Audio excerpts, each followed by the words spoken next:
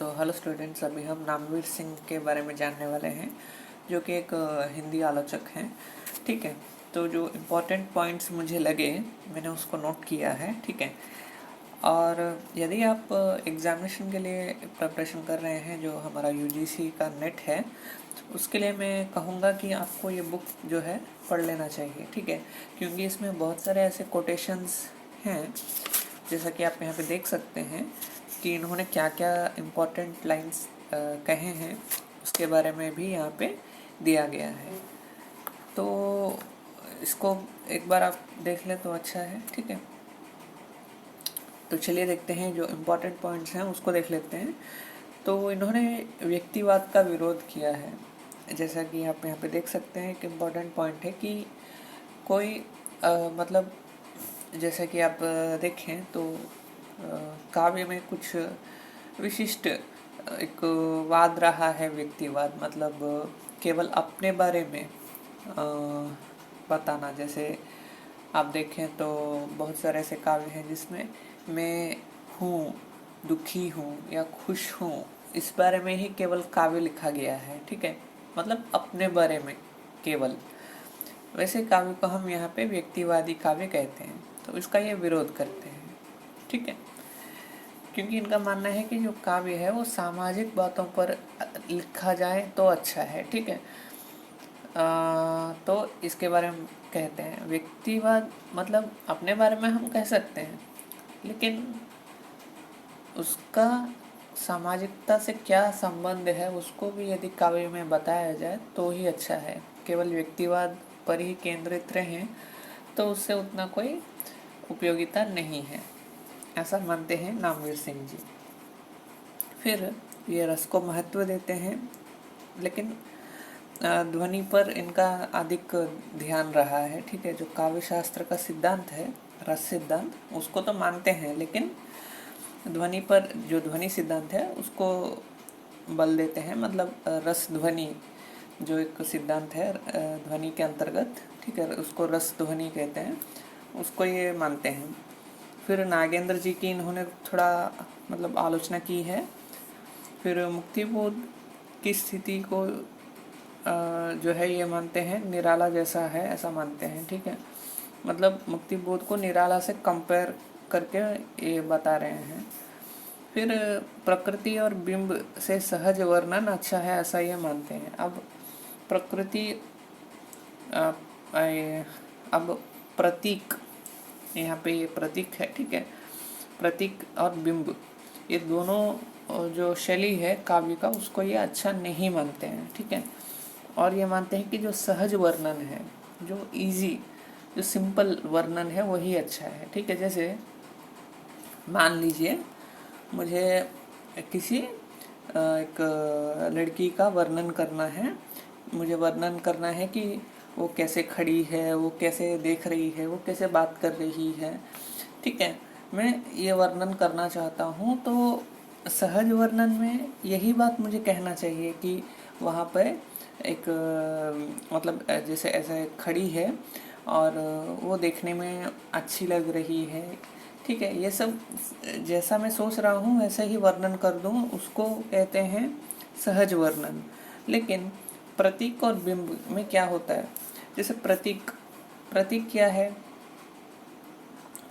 एक सिंबल है प्रतीक। ठीक है, बिंब क्या होता है, एक जैसे आप पानी में अपना बिंब देखते हैं, ठीक है, उसको हम यहाँ पे बिंब कहते हैं। डायरेक्टली नहीं, थोड़ा इनडायरेक्टली जो कोई बात कहा जाए तो उसको प्रतीक और बिंब कहा जाता है। ठीक है, जैसे मैंने एक एग्जांपल दिया है, उसी को मैं थोड़ा डिफरेंट मेथड में वर्णन कर सकता हूँ। जैसे यहाँ पे जो लड़की है उसके स्थान पर मैं एक नदी का उपयोग कर सकता हूँ इनडायरेक्टली बात कहने के लिए। जैसे एक नदी खड़ी थी जो सुंदर थी या सुंदर लग रही थी। ठीक है, वो अच्छे से आगे बढ़ रही थी। ठीक है, इस प्रकार से मैं बिंब का यहाँ पे प्रतीक का प्रयोग कर सकता हूँ इसमें। ठीक है, तो इसी को यहाँ पे मतलब यहाँ पे एक्चुअल जो मीनिंग है वो यहाँ पे नदी के बारे में मैं नहीं बता रहा हूँ, ठीक है, मैं उस लड़की के बारे में बता रहा हूँ। तो इसी को प्रतीक या बिंब कहते हैं, ठीक है। तो इसको ये जो नामवीर सिंह जी हैं वो इसको अच्छा मेथड नहीं मानते हैं, ठीक है। उनका कहना है कि सभी को ये समझ में नहीं आ सकता, ठीक है। जो लोग मान लीजिए कोई साधारण व्यक्ति है, वो कोई काव्य पढ़ रहा है, तो उस प्रतीक और बिंब जो है समझ में आएगा ऐसा हम नहीं कह सकते, ठीक है। उसको सहज रूप से बताने से ही समझ में आएगा, ठीक है। चलिए फिर चलते हैं दूसरे पॉइंट पर। ये कहते हैं कि विशिष्ट संस्कृति नहीं, समूची संस्कृति को समझना चाहिए। मतलब जैसे यहाँ पे ये व्यक्तिवाद का विरोध करते हैं, उसी प्रकार से जो नामवीर सिंह जी हैं वो यही मानते हैं कि समाज में बहुत सारी संस्कृतियाँ होती हैं, तो हमको कोई एक संस्कृति को समझने से काम नहीं चलेगा, सभी को समझना है। जैसे मतलब कहने का यहाँ पे तात्पर्य यह है कि जो छोटे छोटे समूह होते हैं, जो छोटे छोटे ग्रुप होते हैं, उसको लेकर ही हम चलेंगे तो कैसा मतलब कोई एक ग्रुप को पकड़ के हम चलेंगे तो नहीं चलेगा। तो सभी जो कल्चर हैं, सभी संस्कृतियाँ जो हैं, ठीक है, कल्चर्स, तो उनको साथ लेकर चलना है। जैसे अब मार्क्सवाद हो गया या प्रगतिवाद हो गया, कुछ कवि लोग क्या करते हैं, केवल उसी को पकड़ते हैं, प्रगतिवाद को या प्रयोगवाद को ही या छायावाद को पकड़ते हैं।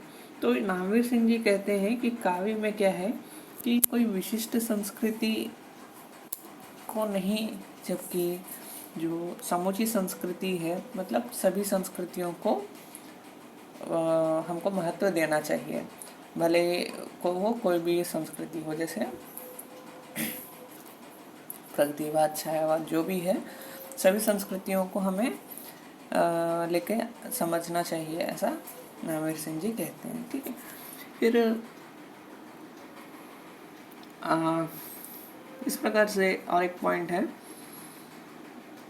और नामवीर सिंह जी मानते हैं कि जो छायावाद है वो व्यक्ति स्वतंत्र का काव्य है। मतलब यहाँ पे जो व्यक्ति की स्वतंत्रता है उसके बारे में बात की गई है। अधिकतर कवियों ने मैं शैली में का प्रयोग भी किया है, ठीक है। जैसे केवल उसमें अपने बारे में ही, अपने भावनाओं के बारे में ही कहा गया है छायावाद में। तो इस बात को नामवीर सिंह जी कहते हैं। फिर प्रगतिवाद को नामवीर सिंह जी विदेशी नहीं मानते हैं, ठीक है। जैसे कि बहुत से लोग कहते हैं कि ये जो प्रगतिवाद है या मार्क्सवाद है वो विदेश से भारत आया है, ऐसा मानते हैं। लेकिन नामवीर सिंह जी का मानना है कि भारत में जो है पुराने समय से ही प्रगतिवाद रहा है, लेकिन उसका कोई पहचान नहीं बन पाया, आधुनिक काल में आके उसका पहचान बना, ऐसा नामवीर सिंह जी मानते हैं, ठीक है। इसका एक उदाहरण देने का मैं प्रयास करूं तो जो बड़े बड़े राज्य थे उसमें विद्रोह उठता था। पहले पुराने समय में भी विद्रोह जो है निकल कर आता था, लेकिन कब ऐसा विद्रोह सफल हुआ आप देखेंगे तो जो शासक वर्ग है वो जब बुरा हो जाता है तो विद्रोह सफल हो जाता है, ठीक है। तो जनता में जब एक विचार आता है कि जो शासक है या जो राज्य है उसमें सब कुछ ठीक नहीं हो रहा है, ठीक है, तभी विद्रोह सफल होता था पहले पुराने समय में, ठीक है। तो उसी को यहाँ पे बताते हुए नामवीर सिंह जी कहते हैं कि प्रगतिवाद तो भारत में पुराने समय से भी रहा है, ये कोई नई बात नहीं है, ठीक है, केवल पहचान आधुनिक काल में मिला है, ठीक है। फिर और एक पॉइंट है कि जो मुक्ति बोध है उसके बारे में नामवीर सिंह जी कहते हैं कि जो इनका अंधेरे में नामक काव्य है, ठीक है, उसमें एक व्यक्ति होता है जो अंधेरे में चलता हुआ जाता है, तो उसको कुछ आकृतियाँ दिखती हैं, उसी के ऊपर काव्य है, ठीक है, मुक्तिबोध का है। तो उसको ये कहते हैं कि ये अस्मिता की तलाश है, ठीक है, ये जो काव्य है वो अस्मिता की तलाश है, ऐसा ये कहते हैं एक लाइन में। फिर जो नामवीर सिंह जी हैं उनके अनुसार भीष्म साहनी एक सफल कहानीकार हैं, ऐसा ये मानते हैं। और बहुत सारे इम्पोर्टेंट वाक्य कहे गए हैं जो कि हमको एग्जामिनेशन में पूछे जा सकते हैं कि ये वाक्य किसने कहा है, ठीक है। इस प्रकार से भी क्वेश्चन बनते हैं। तो आपको थोड़ा इस प्रकार के जो इम्पोर्टेंट वाक्य हैं उसको ऐसा मार्क कर लेना चाहिए, क्योंकि जब देखें तो पता चले कि कौन से वाक्य कहे हैं इन्होंने।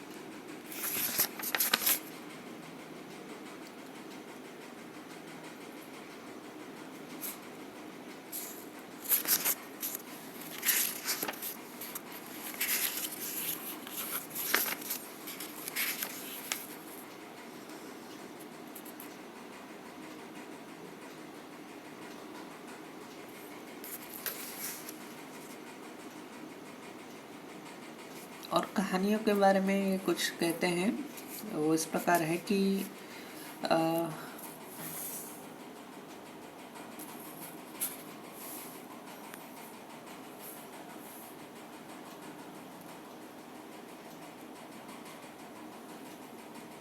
आज की कहानियों को देखते हुए यह निस्संदेह कहा जा सकता है कि हिंदी कविता की अपेक्षा कहानी में स्वास्थ्य सामाजिक शक्ति कहीं अधिक है, ठीक है।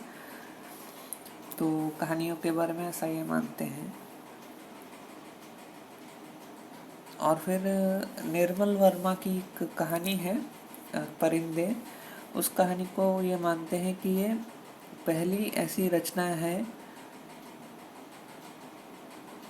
हाँ, तो ये उसको नई कहानी का पहला एक कहानी मानते हैं, ठीक है। तो नई कहानी क्या है, एक वाद है, एक हम कह सकते हैं कि जैसे प्रगतिवाद है, छायावाद है, ये सब काव्य में आता है। कहानी में भी वाद है, ठीक है, उसमें नई कहानी एक वाद चला है। तो उसका पहला रचना ये परिंदे को मानते हैं, जो कि निर्मल वर्मा से लिखा गया है, ठीक है। और फिर इनके ऊपर भी कुछ लोगों ने आलोचना की है, जिसमें कुछ लोग ने इनके बारे में कुछ कहा है, तो उसको भी देख लेते हैं। तो विश्वम्बर नाथ उपाध्याय ने इनकी आलोचना की है, नामवीर सिंह जी की। फिर विश्वनाथ त्रिपाठी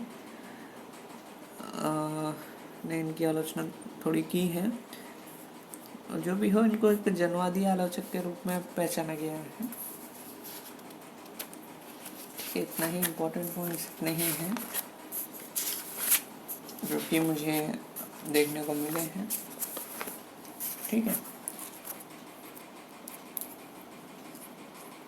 तो यहीं तक है उनके बारे में, जो इम्पोर्टेंट मुझे लगे उसको मैंने बताया।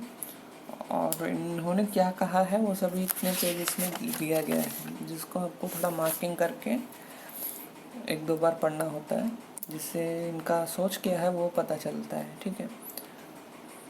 तो नहीं, आप और भी आलोचक हैं, उनके बारे में भी हम बाद में देखेंगे, ठीक है।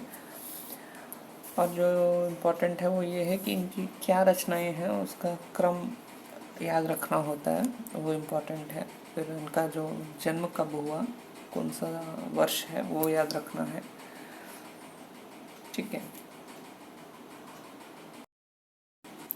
तो ये इनका जन्म 1927 में हुआ है, ठीक है, वो याद रखिए। फिर जो आलोचनात्मक कृतियाँ हैं उनको 10 ईयर्स में जितनी भी कृतियाँ हैं उसको उसी मतलब जैसे 1920 से 1930 तक, 1940 से 1950 तक मान लीजिए 5 कृतियाँ हैं, तो उसको आप 1950 में 5 कृतियों को ऑर्डर वाइज याद कर लीजिए, ठीक है। सभी का अलग अलग याद करने की आवश्यकता नहीं है।